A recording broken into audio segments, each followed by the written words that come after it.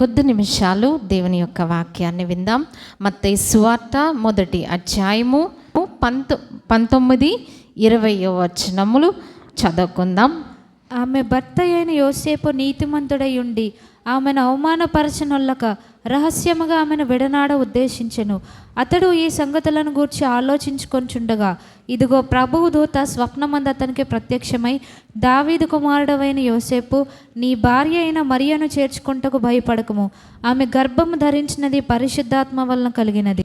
మనం ప్రసంగాలు కాదు కానీ మరి కొన్ని తలంపులు మాత్రమే క్రిస్మస్ శుభములు ఆ యొక్క ఆనందమును పంచుకుంటూ మాత్రమే ఈ దినం చేస్తున్నాం. కాబట్టి ఎవరు కంగారు పడకండి.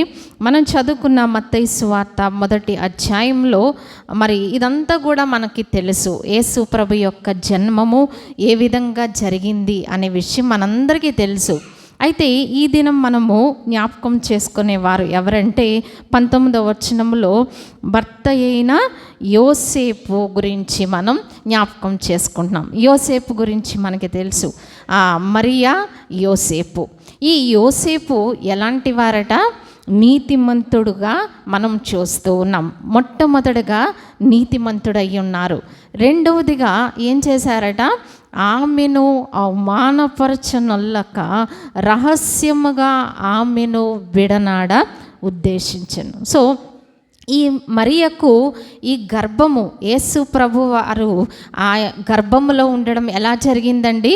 పరిశుద్ధాత్మ వలన జరిగింది. అప్పటికి యోసేపుకు మరియకు ఏం జరిగిందట? ప్రదానం జరిగింది, కానీ వివాహము కాలేదు. సో వివాహము కాకముందే ఆమె గర్భవతి అనే విషయము యోసేపు గారికి తెలిసింది.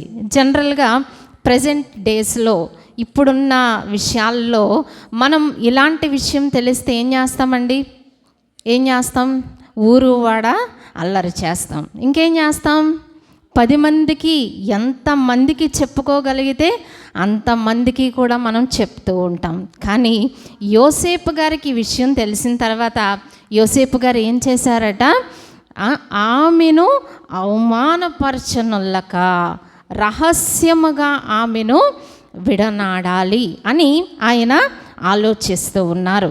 ఇది చాలా ప్రాముఖ్యమైన విషయం. ఎందుకు ప్రాముఖ్యమైన విషయము? మరి యోసేపు గారి గురించి నీతిమంతుడు అని ఎందుకు రాశారు అంటే ఈయనలో ఉన్న ప్రత్యేకమైన లక్షణము. ఎవరి గురించన్నా మనకి ఇలాంటి విషయం తెలిసిందనుకోండి, ఏం చేస్తాం? మనం ఏం చేస్తాం? 10 మందికి చెప్పేస్తూ ఉంటాం. ఏమండి, మీకు ఈ విషయం తెలిసిందా? మీకు ఈ విషయం తెలిసిందా? ఫోనుల్లో చెప్తాం, కనబడితే చెప్తాం. ఏమండి, ఎంతో ఇంట్రెస్టింగ్గా మనం ఈ విషయాన్ని ఎంతవరకు వ్యాప్తి చేయగలిగితే అంతవరకు వ్యాప్తి చేయగలుగుతాం. కానీ యోసేపు గారి విషయానికి వచ్చేసరికి యోసేపు గారు ఏం చేశారండి? తనకు కాబోయే భార్య ఇలాంటి విషయము అని తెలిసినా కానీ ఆయన ఏం చేశారట?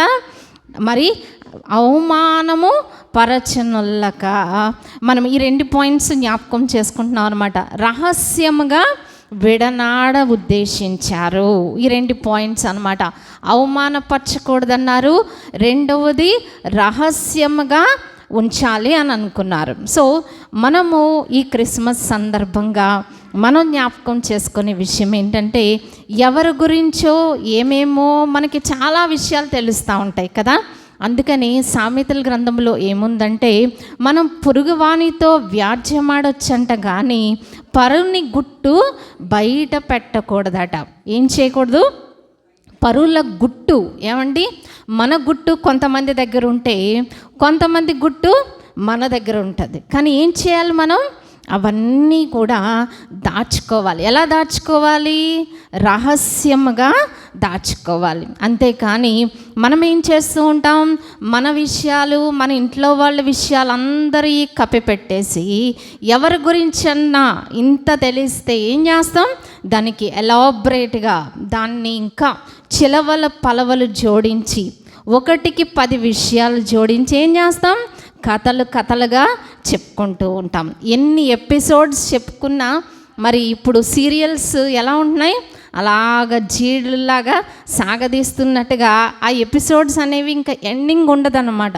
ఒకటికి రెండు మనం చెప్పుకుంటానే ఉంటూ ఉంటాం. కానీ యోసేపు యొక్క జీవితంలో తను చేసిన పని ఏంటంటే, తన కాబోయే భార్య ఆ స్థితిలో ఉందని తెలిసినా కూడా ఈయన ఏం చేశారండి, అవమానపరచ నొల్లక.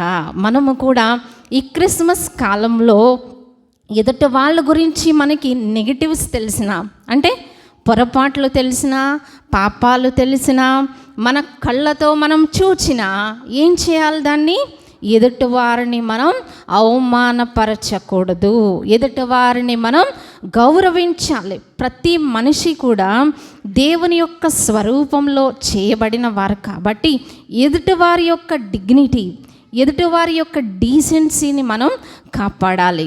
ఎప్పుడు కూడా ఎదుటివారిని మనం ఏం చేయకూడదండి, అవమానపరచనొల్లకూడదు. రెండవదిగా ఆయన ఏం చేశారట, రహస్యంగా ఉంచారట. మనం కూడా ఏం చేయాలి, మనకి ఎన్నో విషయాలు తెలిసినా వాటిని ఏం చేయాలి, మనం రహస్యంగా ఉంచుకోవాలన్నమాట. సో ఇక్కడ వరకు మరి యోసేపు యొక్క నీతి కలిగిన జీవితాన్ని మనం చూస్తూ ఉన్నాం. అప్పుడు 20వ వచనంలో ఏం జరిగిందండి, అతడు ఈ సంగతులను గూర్చి ఆలోచించుకొనుచుండగా. ఏ సంగతులు ఆలోచిస్తున్నారు, మరియ గురించి నాకు ఎలా తెలిసింది, ఇది ఎంతవరకు వాస్తవం, ఇప్పుడు మరియను నేను అవమానపరచకూడదు, ఆమె ఒక స్త్రీ కదా, తర్వాత ఈ విషయాన్ని నేను రహస్యంగా ఉంచాలి, మరి ఆమెను రహస్యంగా విడనాడాలి. ఇవన్నీ గురించి ఆలోచిస్తూ ఉండగా ఏం జరిగిందటండి, ఇదిగో ప్రభువు దూత స్వప్నమందు అతనికి ప్రత్యక్షమై. సో ఏం ఆలోచిస్తూ ఉన్నారు ఆయన, మరి మరియ గురించి పాజిటివ్గా ఆలోచిస్తున్నారా, నెగిటివ్గా ఆలోచిస్తున్నారండి, పాజిటివ్గా ఆలోచిస్తున్నారు. సో మరి విషయం తెలిసినప్పుడు ఏం చేయాలి, ఆమెను తిట్టుకోవాలా, లేకపోతే తన్ను తిట్టుకోవచ్చు, లేకపోతే ఈ సంబంధం కుదిర్చిన వాళ్ళని తిట్టుకోవచ్చు, ఎన్నెన్నో చేయొచ్చు. కానీ ఈయన ఎంత పాజిటివ్గా దైవిక విధానంలో ఆలోచిస్తున్నారంటే మరి ఈ విషయము రహస్యంగా ఉంచాడు మొట్టమొదటిదిగా. రెండవదిగా ఏం చేశారండి, ఆమెను అవమానపరచకూడదు అని డిసైడ్ అయ్యారు. ఈ విషయాలు ఆలోచిస్తూ ఉండగా ఏం జరిగిందట, ప్రభువు దూత స్వప్నమందు ప్రత్యక్షమయ్యి ఏం చేసింది, ఒక క్లారిటీ ఇచ్చిందనమాట. ఏమని, దావీదు కుమారుడవైన యోసేపు, నీ భార్య అయిన మరియను చేర్చుకొనుటకు భయపడకము, ఆమె గర్భము ధరించింది పరిశుద్ధాత్మ వలన కలిగిందని ఆయనకు క్లారిటీ ఇచ్చారనమాట. అంటే నీవు అనుకుంటున్నట్టు కాదు సుమా, ఇది ఎవరి వలన జరిగింది, పరిశుద్ధాత్మ వలన కలిగింది. కాబట్టి నువ్వు ఆమెను భార్యగా చేర్చుకోవడానికి నువ్వేమీ కూడా భయపడకు అని అభయాన్ని యోసేపుకి ఇచ్చారు. మరి యోసేపు నెగిటివ్గా ఆలోచించుంటే, యోసేపు రహస్యముగా ఉంచకుండా 10 మందికి దీన్ని చెడ్డగా చెప్పుంటే, ఒకవేళ ఆమెను నిందించి అవమానపరుచుంటే దేవుని యొక్క వాక్కు ప్రత్యక్షత యోసేపుకు బయలుపరచబడకపోవచ్చు. సో మన నిత్య జీవితంలో మనం ఇది పాటించాలి. ఏం పాటించాలండి, ఎదుటివారి గురించి పాజిటివ్స్ తెలుస్తూ ఉంటాయి, చెడ్డ విషయాలు తెలుస్తూ ఉంటాయి. కొన్నిసార్లు మనం రెడ్ హ్యాండెడ్గా చూస్తాం, అంటే మన కళ్ళతో చూస్తాము. మరి విషయాలు కనబడినా వినబడినా ఏం చేయాలి, మనం రహస్యంగా ఉంచాలి. రెండవది ఏం చేయకూడదు, ఎదుటి మనిషిని మనం ప్రత్యక్షంగా కానీ పరోక్షంగా కానీ ఏం చేయకూడదండి, అవమానపరచకూడదు. అది మనము క్రైస్తవులముగా క్రిస్మస్ కాలంలో ఇది మనము జ్ఞాపకం చేసుకోవాలి. అందుకని దేవుని యొక్క వాక్యంలో ఒక మాట కూడా చూద్దామండి. సామెతలు గ్రంథము 11వ అధ్యాయము, సామెతలు గ్రంథము 11వ అధ్యాయము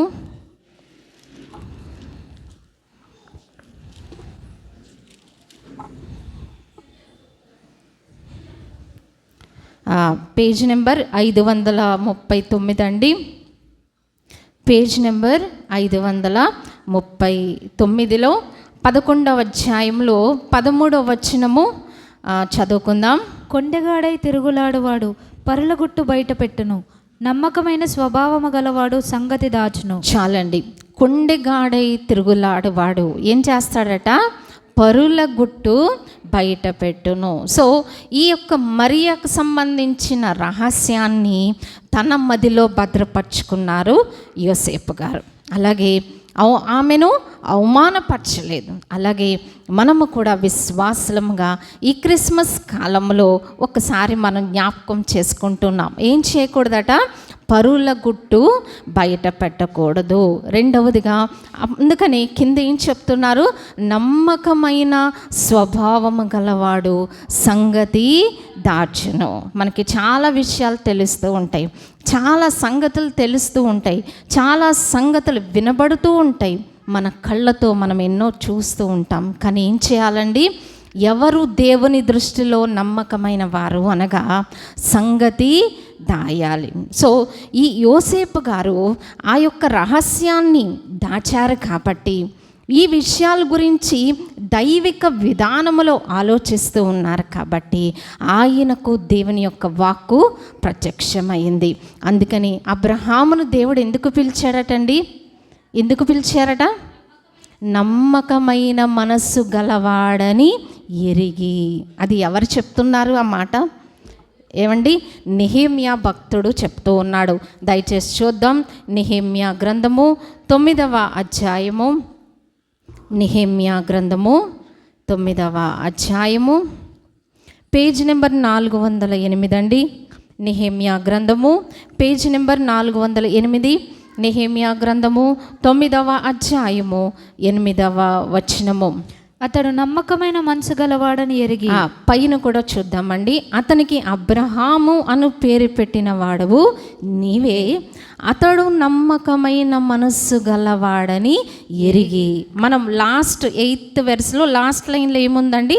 అతనితో నిబంధన చేసిన వాడవు నీవే. అసలు అబ్రహాముని ఎందుకు పిలిచారో నెహెమ్యా భక్తుని ద్వారా దేవుడు బయలుపరుస్తున్నారు. ఎందుకు పిలిచారట? అబ్రహాములో దేవుడు చూచిన విషయం ఏంటండి? నమ్మకమైన మనస్సు గలవాడని ఎరిగి. సో నమ్మకము అనే మాటే చాలా అద్భుతంగా ఉంటుంది, వినడానికే చాలా ప్లెజెంట్గా ఉంటుంది. సో ఈ నమ్మకము అనే మనసు మరి అబ్రహాములో దేవుడు చూచినందువలన దేవుడు ఏం చేశారండి? ఆయనతో నిబంధన చేశారు. సామెతల్లో మనం చదువుకున్నాం, నమ్మకమైన స్వభావం గలవాడు ఏం చేస్తాడట? సంగతి దాచుకుంటారు. సో మన జీవితంలో మనకు తెలుసు, కొంతమంది నమ్మి మనకేం చేస్తారు? వాళ్ళ బాధలు మనతో పంచుకుంటూ ఉంటారు. మరి ఎన్నో విషయాలు, చెప్పకూడని విషయాలు కూడా ఏం చేస్తూ ఉంటారు? విశ్వాసులంగా మనకి చెప్తూ ఉంటారు. ఎందుకు చెప్తారండి? మనం అల్లరి చేస్తామనా? ఎందుకు చెప్తారు? మనం ప్రార్థన చేస్తామని. సో విశ్వాసులంగా నిజమైన నమ్మకమైన స్నేహితులం మనమైతే ఏం చేస్తాం? వారి గురించి మనతో షేర్ చేసినప్పుడు, వారి యొక్క కష్టము మనతో పంచుకున్నప్పుడు 10 మందికి మనం అల్లరి చేయము, కానీ ఏం చేస్తాం? వారి గురించి మనం భారముగా ప్రార్థన చేస్తాం. మనం ప్రార్థన చేసినప్పుడు మన ప్రార్థన దేవుడు తప్పక వినేవారై ఉన్నారు. అందుకని ఈ యొక్క యోసేపుకు దేవుని యొక్క వాక్కు ఎప్పుడు ప్రత్యక్షమైందండి? ఈ సంగతుల గురించి ఆలోచిస్తూ ఉండగా. సో ఆయన మంచి ఆలోచిస్తున్నారా, చెడ్డ ఆలోచిస్తున్నారండి? మరి మరియ గురించి నెగిటివ్గా తెలిసిన దైవిక విధానంలో ఆలోచించారు. మనకు కూడా ఎన్నో విషయాలు తెలుస్తూ ఉంటాయి, కానీ మనలో దురాలోచనలు ఉంటున్నాయా, మంచి ఆలోచనలు ఉంటాయి. అందుకని సామెతల్లోనూ ఇంకో మాట ఉంది, దురాలోచన గలవాడిని ఆయన నేరస్తుడని తీర్పు తీర్చును. అంటే ఆ దురాలోచన చేయక్కల, ఆ మనసులో మొదలైన దురాలోచన గలవాడిని ఏం చేస్తాడంటే ప్రభు, వీడు నేరస్తుడు, ఈమె నేరస్తురాలు అని ప్రభు తీర్పు తీరుస్తారట. సో అలాంటి స్థితిలోనికి మనం వెళ్ళకుండా ఈ యోసేపు యొక్క క్యారెక్టర్ నుండి మనం నేర్చుకునే విషయం ఏంటంటే, నమ్మకమైన స్వభావం కలిగి ఉన్నారు, మరి రహస్యముగా ఉంచారు, ఆమెను అవమానపరచకూడదు అనుకున్నారు. సో మనం కూడా ఏం చేస్తాం? గుట్టంతా చేతిలో పెట్టుకొని టైం వచ్చినప్పుడు పగ తీర్చుకుంటూ ఉంటాం కదా, ఇండైరెక్ట్గా పగ తీర్చుకుంటాం. కానీ అలాంటివి మనం చేయకూడదు. విశ్వాసంగా అబ్రహాము జీవితంలో దేవుడు చూచిన ప్రాముఖ్యమైన అంశము, దేవుడు మెచ్చిన ప్రాముఖ్యమైన అంశం ఏంటండి? నమ్మకమైన మనస్సు గలవాడని ఎరిగి అబ్రహామును దేవుడు పిలిచి నిబంధన చేశారు. సో మనము మన తోటి విశ్వాసులతో ఎంతవరకు నమ్మకంగా ఉంటున్నాము అండి? ఏమండి, మన కుటుంబంలో గుట్టులు బాగానే మెయింటైన్ చేస్తూ ఉంటాం, కానీ తోటి విశ్వాసుల దగ్గరికి వచ్చేసరికి ఏం చేస్తాం? విశ్వాసులను అల్లరి చేసేస్తూ ఉంటాం. ఈనాడు సంఘాల్లో జరిగేది ఎక్కువే. అందుకే గాసిప్ వల్ల ఏం జరుగుతుందట? మిత్రభేదము జరుగుతూ ఉంటుంది. సో మనము కొండెములు చెప్పేవారముగా, కొండెములు వినేవారముగా కాకుండా ఏం చేయాలండి? ఎదుట వారి యొక్క సమస్యను మనతో పంచుకున్నప్పుడు మనం ఏం చేయాలి? వారి కొరకు రహస్యమందున్న దేవునికి మొరపెట్టినప్పుడు దేవుడు ఏం చేశారండి? యోసేపుకు చక్కని క్లారిటీ ఇచ్చారు. అలాగే మనము కూడా వారి కొరకు ప్రార్థించినప్పుడు దేవుడు ఒక సమస్యకు మన ఏం చేయాలి, వారి కొరకు ఏం చేయాలనే పరిష్కారం దేవుడు చూపించేవారై ఉన్నారు. యోసేపు యొక్క జీవితం నుండి మనం నేర్చుకునే అంశము చాలా ప్రాముఖ్యమైంది. ఎన్నో క్రిస్మస్లు జరుపుకుంటూ ఉన్నాం. ఈ క్రిస్మస్ని గురించి మనం నేర్చుకునే తలంపు ఏంటండి? యోసేపు గారు ఏం చేశారు? రహస్యముగా ఉంచారు. రెండవది ఏం చేయలేదు? ఆమెను అవమానపరచడం లేదు. మనము కూడా చిన్నవారైనా పెద్దవారైనా ఎవరి గురించి అయినా, మన శత్రువుల గురించి కూడా మనం ఏం చేయకూడదండి? అవమానము పరచనలక్కర్లేదు. మరి ఎవరి గుట్టన్నా మన చేతిలో ఉన్నప్పుడు మనం ఏం చేయాలి? ఆ గుట్టును రహస్యంగా ఉంచాలి, అవమానపరచకూడదు.